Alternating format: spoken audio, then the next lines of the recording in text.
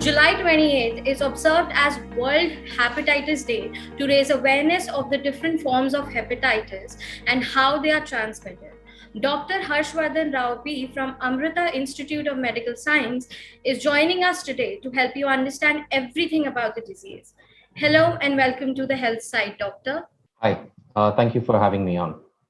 Yeah, my first question is, can you please tell us a little about what is hepatitis and if it is infectious?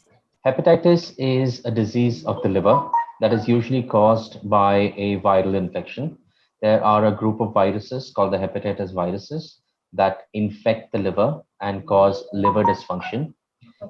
These viruses are infectious. There are multiple types of these viruses, and they can transmit from one patient to the other quite easily. So, as we all know that COVID-19 has no doubt upended our lives, and people with underlying disease are at a higher risk of getting infected by the coronavirus.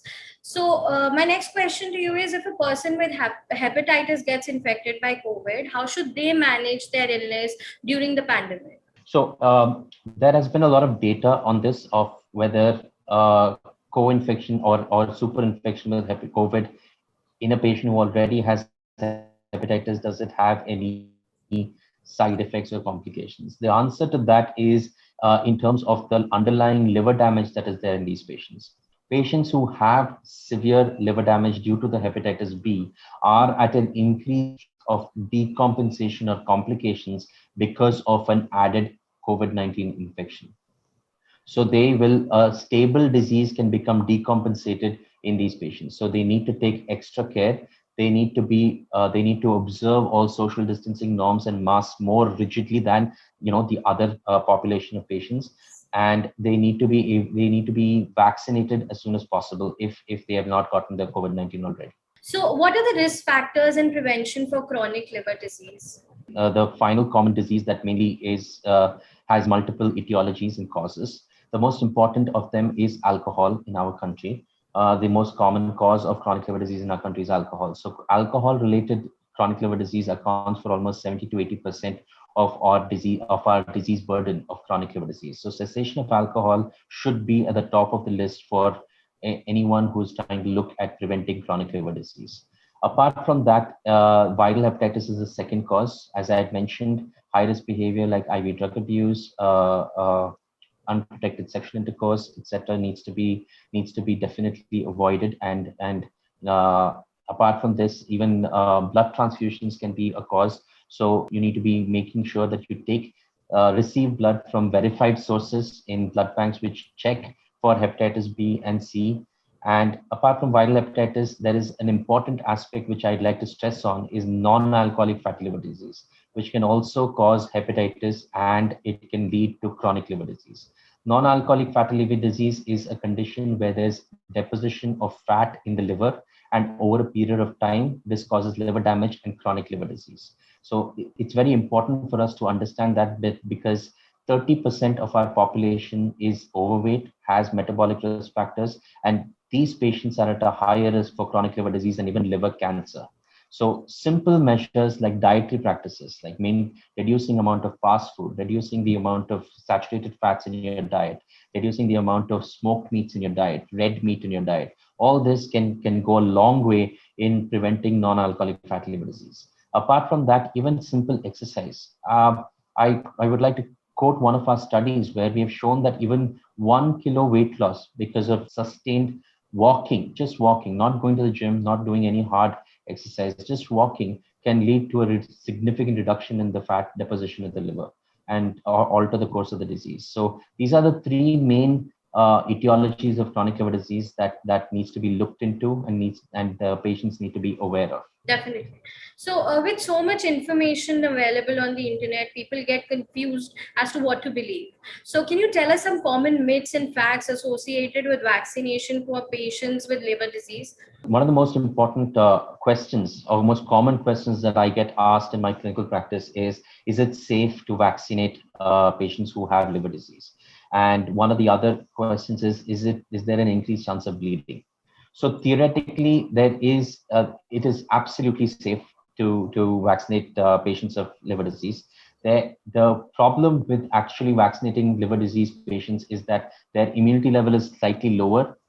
So vaccinating them may need more number of doses. It's not that you don't vaccinate. It's the fact that you may need more number of doses, or the amount of vaccine that we give may be slightly more in certain diseases, in certain vaccinations. But it also needs to be kept in mind that if you do have any complications, you need to be looking at consulting your physician at the earliest. So for these patients, lifestyle risk. So what is the lifestyle risk and risk of COVID-19 for these patients? So, as I had mentioned, the some of the lifestyle measures that actually increase the risk of complications in patients of liver disease is alcohol, is the dietary practices like increased saturated fats, junk food, etc., right, and lack of exercise. And in the COVID era, all these three actually we have seen an increase. We have Yes. seen an increase in the alcohol consumption.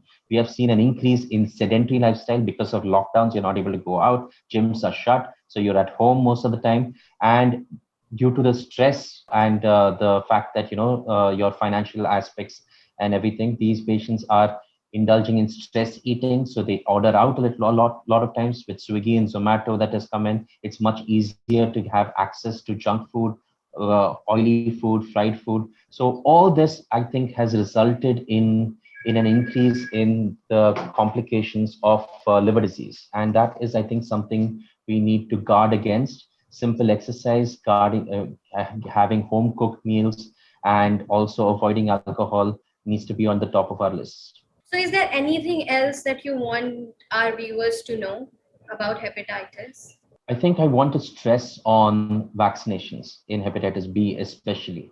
And why I want to stress on hepatitis B vaccine is hepatitis B is an illness that a lot of times is silent. So you will detect it very late. And we have seen patients where they have detected it when they already have cirrhosis. Another very important aspect is hepatitis B can lead to liver cancer.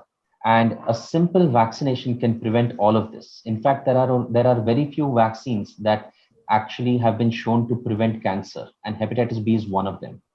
Right? So I feel like it is a very important public health measure. They need to be aware of these diseases and you need to get vaccinated.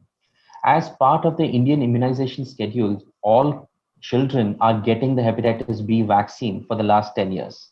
But before that, it wasn't part of the schedule. So it's likely that people above the age of 15 or 18 haven't received the vaccine. So you need to be aware of this. You need to try and get the vaccine as soon as possible. To that end, actually, we are also having a vaccination drive and a screening camp that we have set up on World Hepatitis Day. And it's better if patients can be aware of this and avail of the facility to get vaccinated. Thank you so much for your time for the health Thank site you. and giving such good information for people. Thank you so much, Doctor. Thanks, Arush. Right. Cheers.